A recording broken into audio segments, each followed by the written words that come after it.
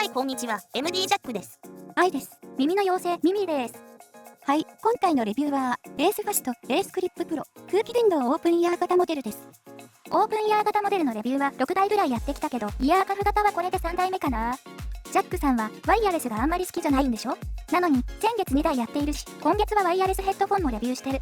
なんでちょっと誤解されてるようだけど、別にワイヤレスモデルが嫌いなわけじゃないんだよ。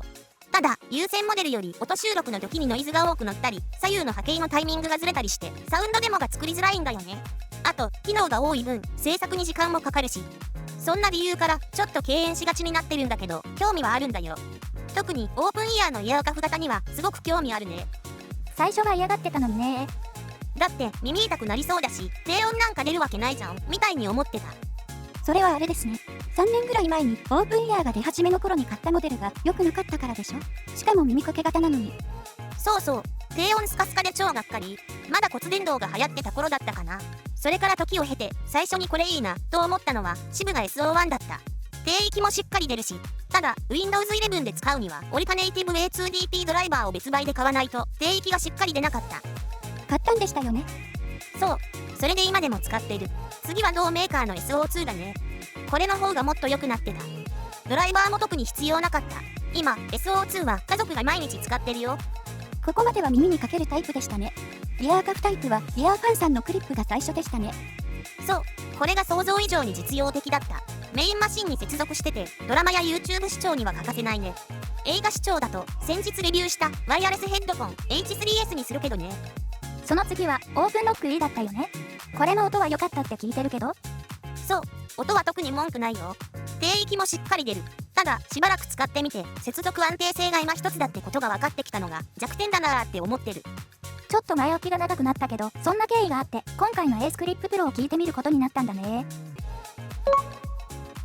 じゃあまず外観だけど、手持ちの2モデルと比べてみるとデザイン性が頭一つ抜けてるよね。かっこいいじゃん。少し目立つ感じだけど確かにかっこいいわね。欲しいな。カラーは3色展開でカラーによって価格が結構違うのよね。今確認した時点ではゴールドが一番安く買えて7000円台ね。手元にあるのはゴールドなんですけど派手な感じではないので愛はゴールド推しです。さっきちょっと触れたオープンロック E とイヤーファンクリップと比べてみたんだけど大きさは大差ないね。でもエースクリッププロの厚みのなさにちょっとびっくりしたわ。これポケットに入れといても全然邪魔にならないね。薄いのは大歓迎よ。充電コネクターの位置が下なのよね。で、ジャックさんは L 字型のコネクターを使って充電してるの。これだと右の写真のように違和感ないでしょ？そうだね、これいいじゃん。外観で気になるところって何かある？比較したモデルと比べると少し大きく感じるかなと思ったんだけど、装着しちゃうと特に気にならなかったね。重さが実測 6.5g ならカナル型と大差ないし、この部分から音がメインで出るようだから、ここと耳の穴を近づけるように調整するとより低音が出るね。音漏れはちょっとあるけど気になるほどではないって家族に確認してもらった。長時間装着していても耳たぶが痛くなことは私はなかった。まあこれは今まで装着したイヤーカフタイプ全般に言えることだけどね。オープンイヤーでしかもイヤーカフタイプってどうしても低音が期待できないんだけど、エースクリッププロは低音結構しっかり出るよ。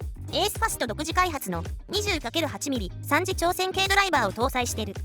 3次調線系っていうのは駆動力を高めるための特殊な磁気回路構造でわずか 1.4g 厚さ 3mm という極小のユニットなのに、振動板の可動域を 0.5mm まで広げる独自チューニング技術を使ってる。振動板の可動域が広いとそれだけ空気の動きが大きくなるから迫力のある低音が出せるってことですね。低音感度を約 38% も向上させているんですって。その結果オープンイヤータイプでも入磁式を凌駕するような重低音と臨場感を実現しているんだ。まあ個人的にはそれはちょっと言い過ぎだと思うけどね。密閉されるカナル型に比べたら比較にはならない。なのでそもそもカナル型と比較するのはなし。多分人によって音の出口と耳の穴までの距離が微妙に違うから、この距離が短い人ほど満足度は高いだろうね。アプリのプリセット EQ でオリジナル、ボーカル、サブウーファーの3種類が選べ、カスタムモードも搭載されています。これである程度の調整はできる。低域のブーストはあまり強くすると歪むかもしれないから注意が必要だけどね。アプリの設定は EQ の他にタッチ操作の設定、ゲームモードのオンオフ、オフタイマー、デバイスを検索、あとマニュアル。一番上の屋外の増強をオンにするとゲインがポンと2ランクぐらい上がる。外で音量不足になった場合に使うってことか。そう、ただしなんだかちょっと意地になって音量を上げてるぜみたいにちょっと雑な質感だったけどね。あとマルチポイント接続も OK ですよ。ベースクリッププロはコーデックが LDAC 対応ではなく SBC か AAC なので、マルチポイント接続後は A のデバイスが再生された状態で B を再生すると B が優先してつながり、 A は一時停止に。で、また A を再生すると今度は B が一時停止になるんでしょ。そうよ。あと、ここをタップすると癒しの音楽や環境音が9種類現れます。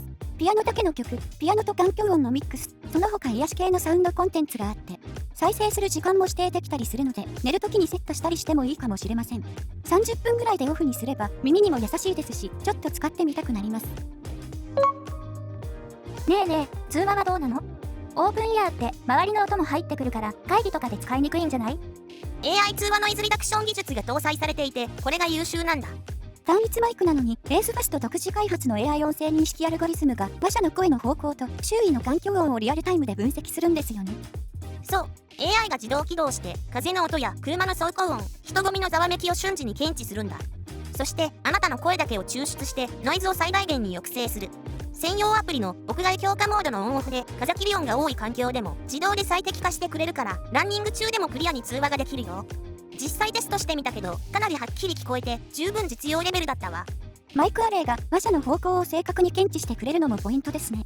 通話品質が環境に左右されないのはビジネスシーンでも頼もしいです。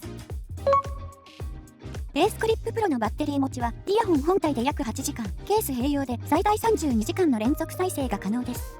急速充電機能は10分の充電で約 1.5 時間再生できるから、忙しい朝でも安心だよね。低消費電力の Bluetooth 6.0 チップとの組み合わせで電池持ちを最大化しているそうです。ただし、性能をフルに発揮するには送受信両方が Bluetooth 6.0 に対応している必要があります。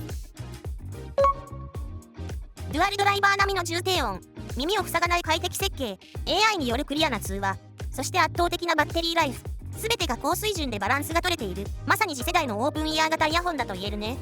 これもレビューするまでに結構使ってみたんだけど、特に気になる点もなかったし、音質もオープンイヤータイプとしては満足できる出来だったので、エースクリッププロは常用決定だわ。はい、いいですよね。